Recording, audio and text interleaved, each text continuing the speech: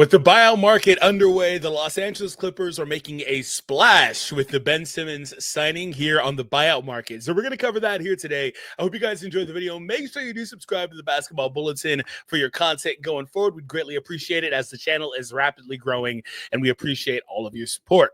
So Shams reported earlier today, just in, three-time NBA All-Star Ben Simmons intends to sign with the LA Clippers after clearing waivers, league sources tell ESPN.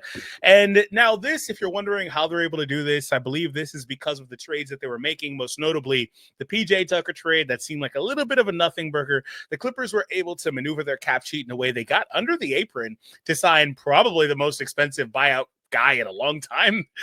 Ben Simmons is out there, and they're able to pick him up. So I think this is a benefit to the Clippers because it seems they set up for this, and I think that in theory, we're going to look at the numbers. In theory, this could be a good signing. Anyway, my name is D Free, co-host of the channel here with Trevor Lane. If you guys want to, you can follow me on Twitter at DFreeDBZHD. Once again, DFreeDBZHD to stay up to date with me as well. All right, so here's how Ben has been performing recently. So you guys know Ben Simmons, right? Former all-star phenom. In fact, let's look at the accolades. 3 times all-star, steal champion in 2019-20, all-NBA, rookie of the year. Wasn't that the year where he stole it from Donovan Mitchell, right? By being redshirted, is that the term? 2 times all defensive. So somebody that was on a very upward trajectory, got hurt, started having a lot of, I believe, back issues, and has never been able to get back to that. So he's a little bit more name than game these days, but still profiles as somebody that could be a good fit for the Clipper team, and I'm going to tell you why. So before we look at what he's doing, I want to tell you what's been going on with the Clippers specifically and why they wanted to make this decision.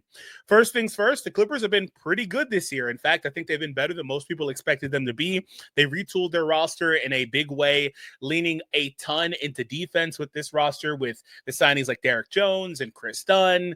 And they've really been able to, flank their team with that extra support. And that's gone a long way for them. They have been among the top teams in the West all year long. I think they recently fell down to about 6 or so.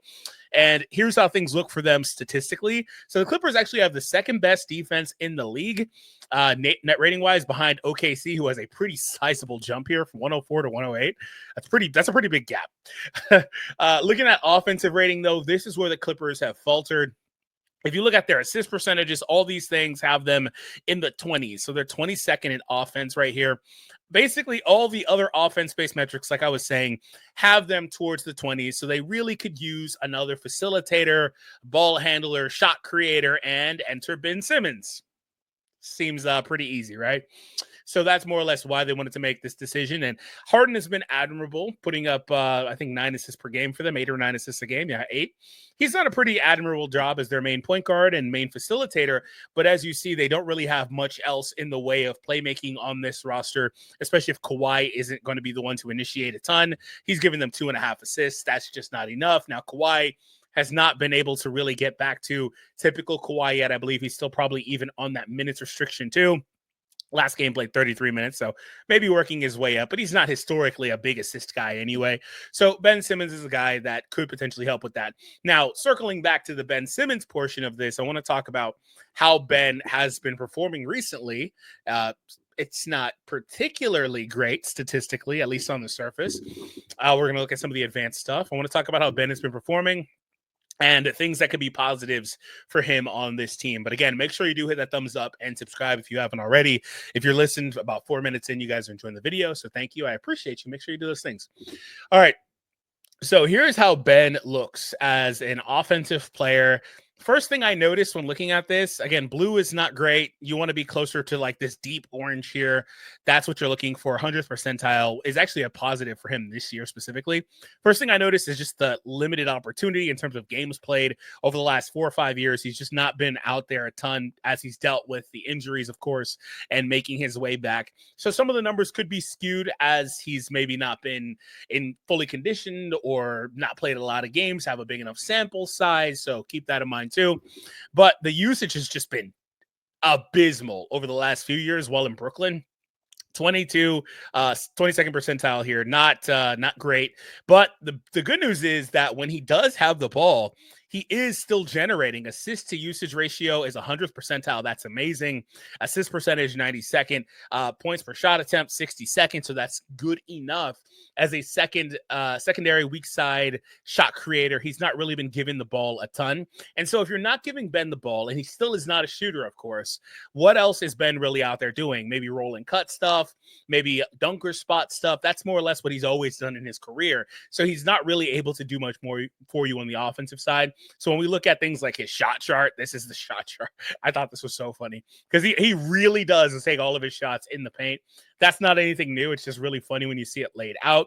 Overall shooting, effective field goal percentage, 85%. Or 85th percentile, excuse me, with 55%. Same for 2-point percentage. Like, he's gotten a little bit less efficient on these shots, but not in a meaningful, substantial way. He just still is not really going to take these outside shots, long mids, corner threes, deep threes, any of that stuff. He's not taking anything aside from at the rim where he's at 100th percentile. He is actually shooting a lower percentage at the rim now than he used to. So that is something to consider.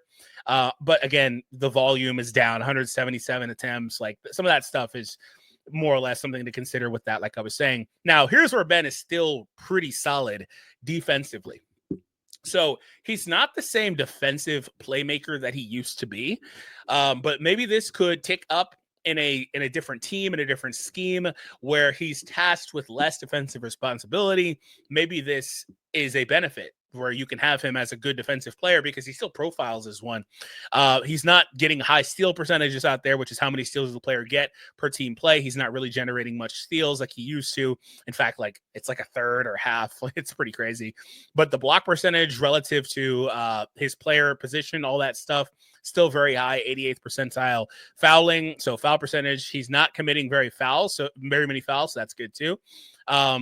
Everything else still pretty much in line.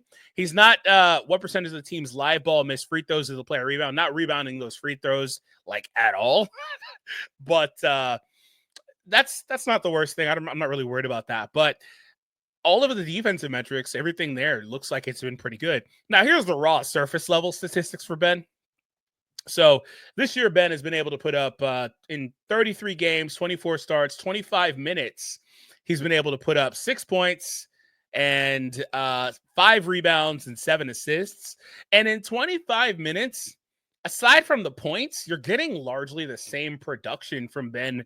It looks like anyway, across his career. Like, the assist rebound stuff is, yeah. So like, here's a look per 36. If Ben were playing 36 minutes, he'd be giving you exactly 10, which is the highest per 36 of his entire career. I'd imagine that he was probably playing more than 36 minutes earlier in his career, or close to, yeah. So those ones aren't going to really have, like, the Philly years aren't going to really reflect a huge jump in per 36 because he was already playing nearly 36 minutes. But he's at 10, 7.5 rebounds, a little bit less rebounds than earlier in his career. But again, that's just more or less team opportunity, etc. So, yeah, with Ben, I mean, largely he's still, aside from the scoring is where you really see the dip. Like, I mean, he's giving you nearly half of what he used to give you. And that's simply because he just flat out does not take the shots. I mean, if we look at the field goal attempts this year, he shoots 5 times a game. 5. He shoots 5 times a game. And as a result, he shoots less than 1. Okay, we'll round up to an even 1. He shoots 1 free throw attempt per game. I mean, earlier in his career, he used to shoot 5, etc., free throws per game, 10 shots. I mean, this is where the offense has gone. The good news is, I think that if you put Ben on this team in lineups with other shooters around him, other versatile defenders, I think you can make it work. But I do have a concern that in some of the pairings, like, I don't know that you can run Ben on this team in a lineup with Zubac, for example. Are they going to try to use Ben as like a small ball center? I think that would work. I think he's a good enough rebounder and defensive player to make it work on this team, especially if you're going to put other athletes around him, like a Derek Jones, like a Chris Dunn. I think you can make that work. And maybe even a Kawhi Leonard out there, and you let Ben be a small ball center, let him run some pick and roll on ball stuff out there on the perimeter. Maybe you can generate some good looks that way in a non-Harden, non-Zubac type lineup. But I think that's more or less what they're looking for from Ben Simmons, is just to generate offense from them, or for them, even if he himself can't generate his own. I just think that in a big market like the Clippers in LA, it's going to be really magnified when he gets to the rim and decides not to take that layup that's right there. Like, bro, you got to take the layup. So I think, though, all in all, Ben could potentially be a good signing for them. Is he going to make a big swing? No, we dug through the numbers just now. Not going to make a big swing, but this team is pretty desperate for another shot creator. And I think that is something that Ben can still do, as you guys saw at per 36, not the craziest or best indicator or anything like that. But 10 assists per game looks pretty good. So speaking of looks pretty good, if you guys haven't seen it, Trev and I did a video earlier today where we talked about, or yesterday, excuse me, Kevin Durant potentially wanting out. Actually, that looks pretty bad. So check it out. It was a fun video, though.